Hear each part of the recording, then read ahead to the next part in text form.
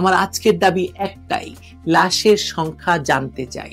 কিন্তু এরই মধ্যে ওই ভেঙে পড়া বিমানটি সরিয়ে ফেলা হয়। গতকাল বা তার আগের দিন ট্রাক ভর্তি করে আরো আলামত নিয়ে যাওয়া হয়। কেউ কেউ অভিযোগ করেন স্কুল মাঠে হেলিকপ্টার নামিয়ে ওই হেলিকপ্টারে করে লাশ সরিয়ে ফেলা হয়। এত সব বিভ্রান্তির মাঝে নিশ্চয়ই কোনো না কোনো একজন অভিভাবক জানেন শুধু তার সন্তান এই হিসেবের মধ্যে নেই।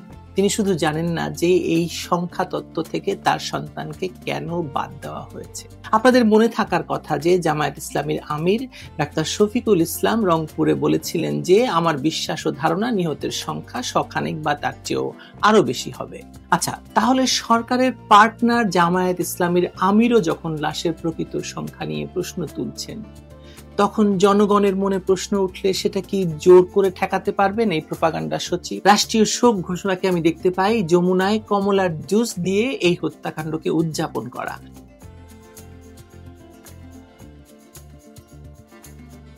বাংলাদেশে হতাহতের সংখ্যা গোপন করা সম্ভব নয় বলেছেন সরকারের প্রোপাগান্ডা সচিব শফিকুল আলম। তিনি ফেসবুকের এক পোস্টে বলেছেন, অনেক শিক্ষার্থী সরাসরি তাদের অভিজ্ঞতা আমাদের জানিয়েছেন এবং মৃত্যুর সংখ্যা নিয়ে অসঙ্গতির জন্য হতাশা প্রকাশ করেছে। আমি নিশ্চিতভাবে বলতে পারি যে বাংলাদেশে হতাহতের সংখ্যা গোপন করা কার্যত অসম্ভব। প্রাথমিকভাবে কেউ নিখোঁজ থাকলে পরিবারগুলো সেটা রিপোর্ট করে, হাসপাতাল এবং কর্তৃপক্ষের কাছে তথ্য জানায় এবং সেখান থেকে তারা তাদের প্রিয়জনদের খুঁজে পায়।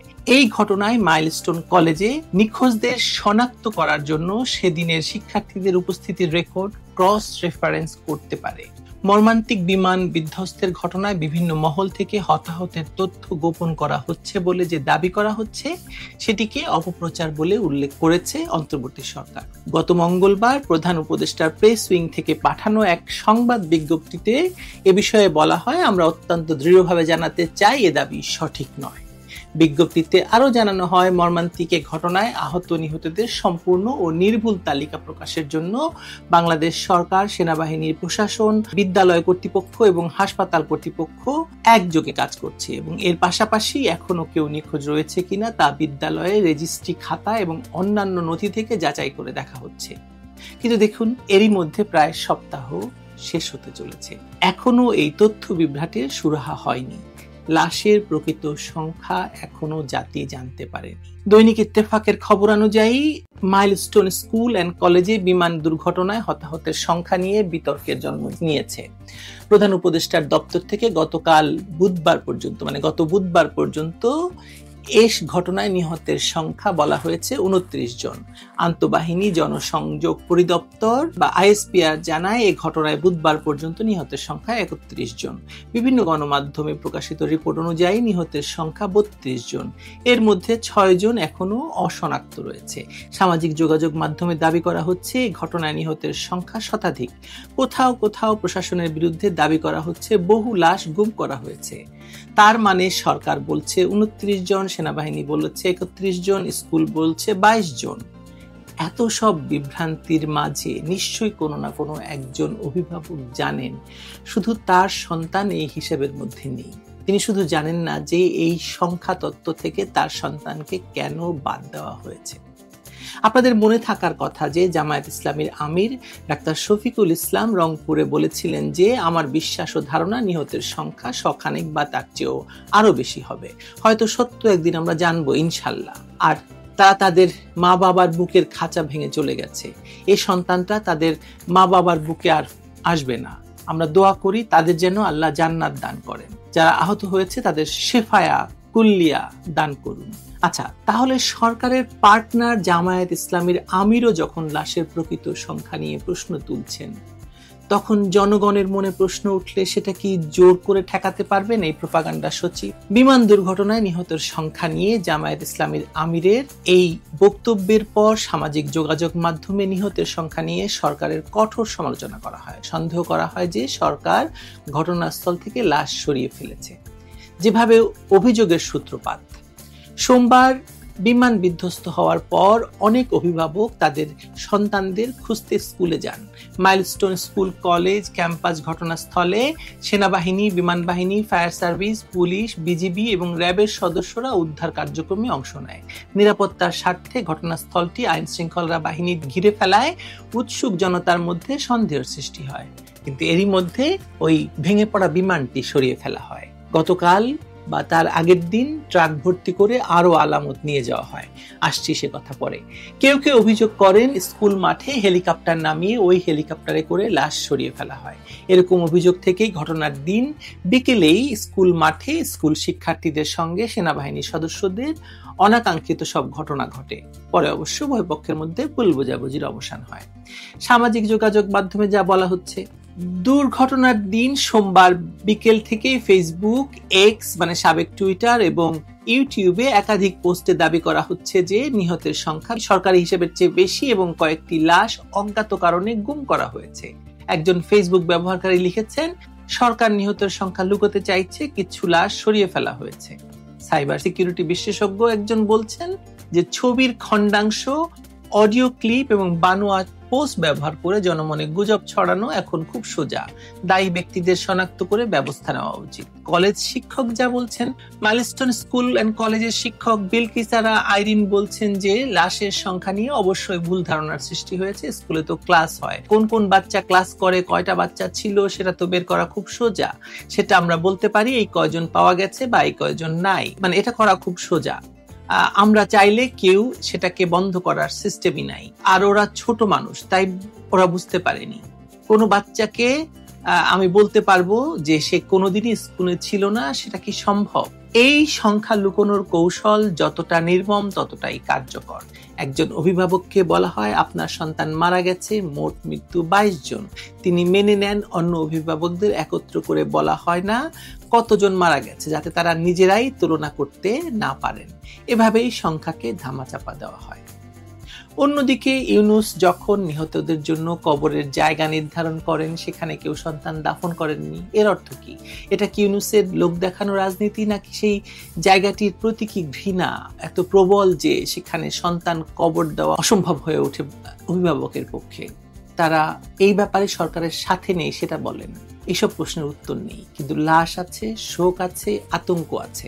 আচ্ছা চলুন আরেক লাশ গোপনের কথা আমরা স্মরণ করি, মানে অভিযোগের কথা স্মরণ করি। 2013 সালের 5ই মে শাপলা চত্বর বাংলাদেশের সাম্প্রতিক ইতিহাসে সবচেয়ে বিতর্কিত রাতগুলোর একটি। সেদিনের গণজমায়েতে হেফাজতের সঙ্গে যে সংঘর্ষ হয়েছিল তার প্রকৃত মৃত্যু সংখ্যা নিয়ে প্রশ্ন তোলা হয় আজও। সরকার বলেছিল 11 জন, বর্তমানে ইউনূস সরকারের উপদেষ্টা আদিলুর রহমান শুভ্রর প্রতিষ্ঠান অধিকার বলেছিল 61 জন, হেফাজত নিজেরাই বলেছিল 93 জন।